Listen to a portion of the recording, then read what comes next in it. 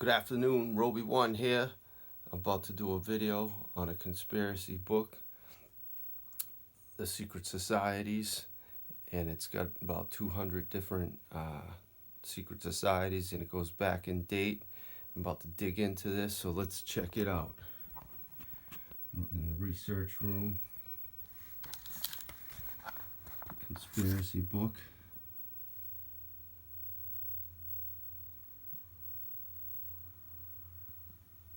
John Michael Greer, there's a secret handshake. And that secret handshake is on some tombstones in Warren that you're going to see eventually. The first one is the Temple of Solomon. It goes back to an etching.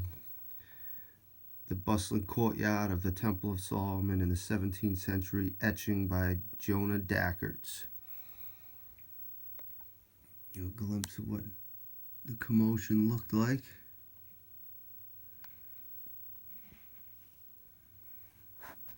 Pretty cool that there's something from that long ago. The Temple of Solomon. Alright.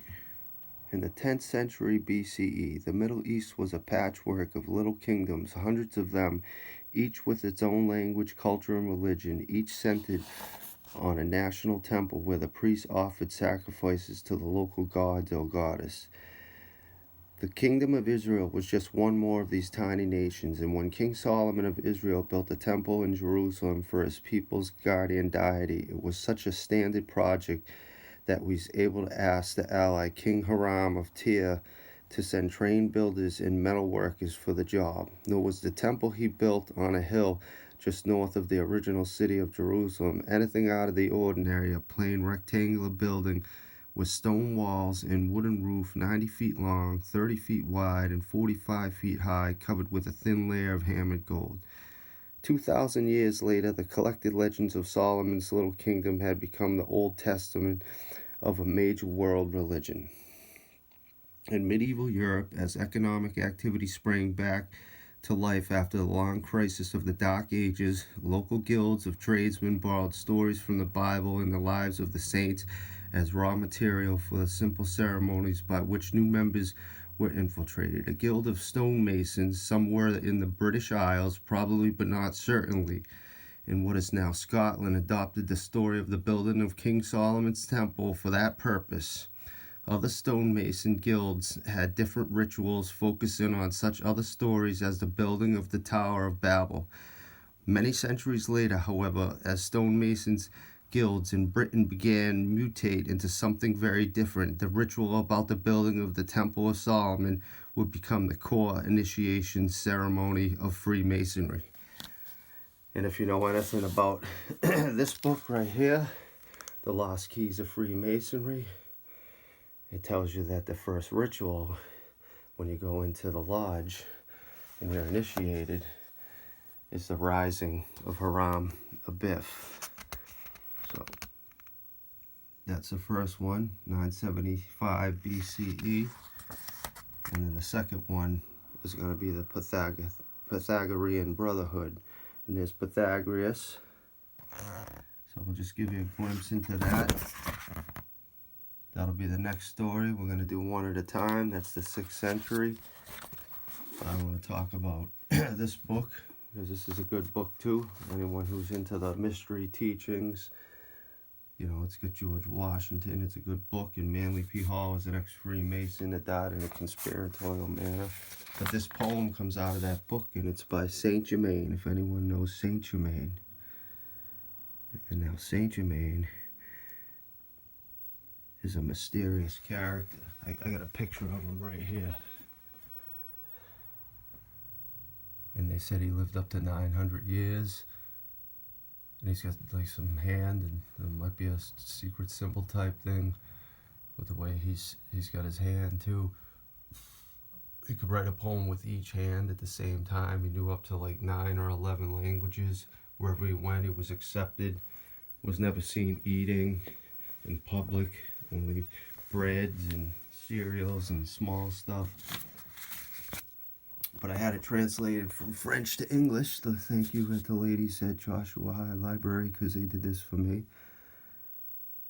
curious and quiet into all that is, whose gilding principle at the end I sought. The hidden gold I spied with the abyss, made it my leaving to fulfillment brought. Then I explained how the mother's womb the soul makes a house, and how the pip and crumb of vine and corn, sealed in their earthly tomb by miracle, the bread and wine become the void. God spoke, the void became a thing. I doubted this, for what maintained it so? Nothing but the void was ground and scaffolding. At last, the scales that blame and merit show. I weighed the eternal, it called out to me. I died adoring it, no more I know. There's two different versions. That one I think I like better, but I'll read them both.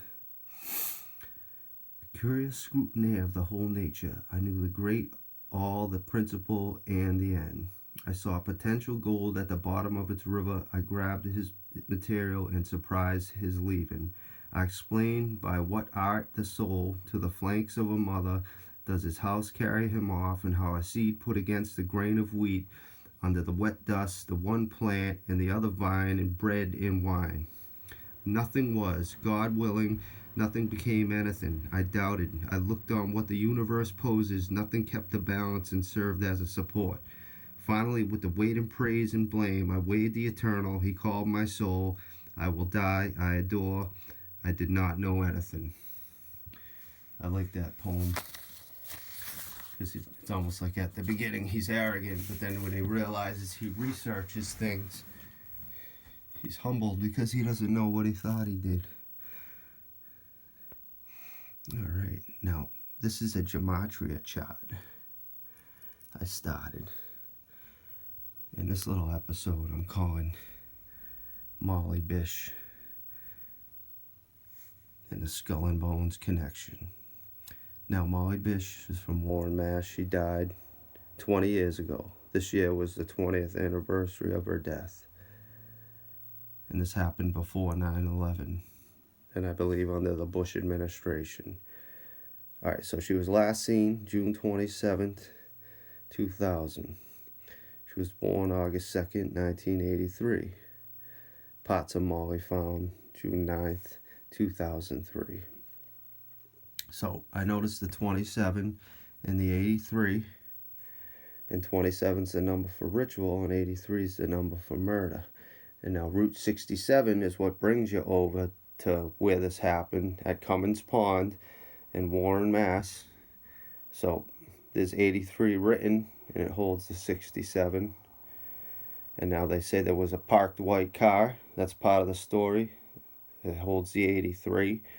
And now I give a lot of my credit to Zachary Hubbard, because he's the one who led me on to this. Between all the other things I've read and then him teaching me the gematria, something different it has sparked with me, and it's all connected. Alright, so it happened June 27th. That holds the 83. The story was Molly was a lifeguard for 8 days. That holds 83. Now it happened in Warren, Mass. And now it holds the 83, but now look at this. Warren holds the same exact gematria as murder. 79, 34, 83, and 38. Is that a coincidence? I don't know. But that's just too much of a coincidence. And then Route 67, written out, holds 83. It happened in June. And now part of the story is they thought she ran away. And there's another 83. And Molly Bish, Heather Bish, her sister, in some of these interviews, she keeps saying they took Molly. So she must believe that it was several people, and so do I. And now there's the gematria for they, 58, 22, 50, and 14. And June hold the same exact gematria. And I think I put it in here somewhere. I might not have yet. But Bush holds the same exact gematria too. President Bush. I haven't written it in here yet, though. I should. And now, blood sacrifice is 67. And it happened right off Route 67.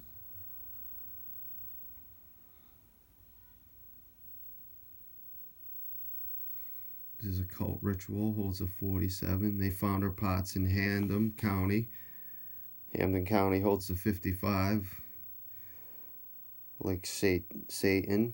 And then Hampden holds the 227s, like Ritual. And there's, the satanic, Ritual, 27.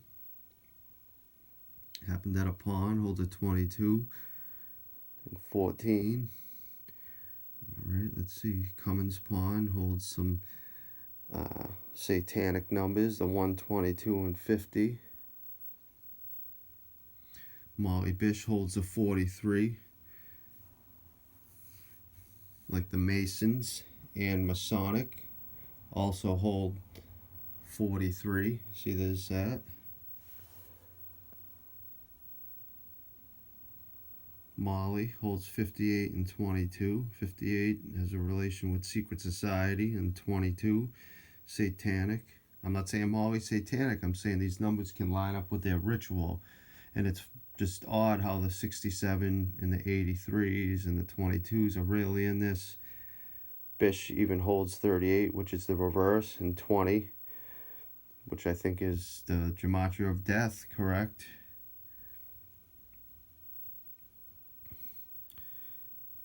I put a few other things. Just now, Route 67 and Route 19 are together, and the Cabal holds 19.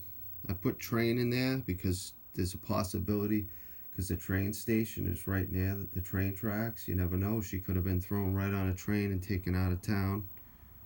The Quabog Lodge, which is right near there. And that's the reason I bring this up, because the dates on that building, the precedence was 3/22/1858, and then it was commissioned 3/22/1859. 322 is the Skull and Bones number. And if you know anything about Bush, he gave them the Child Protection Act, and we all know he's in Skull and Bones. So right there's the Skull and Bones connection, the little Molly Bish segment that I wanted to do. I'm going to wrap it up for that today in the research room. I got some work to do outside. You see my gematria chart, and anyone who's into the truther or the mystery teachings, I wish you luck, because it's a lonely road to find the truth.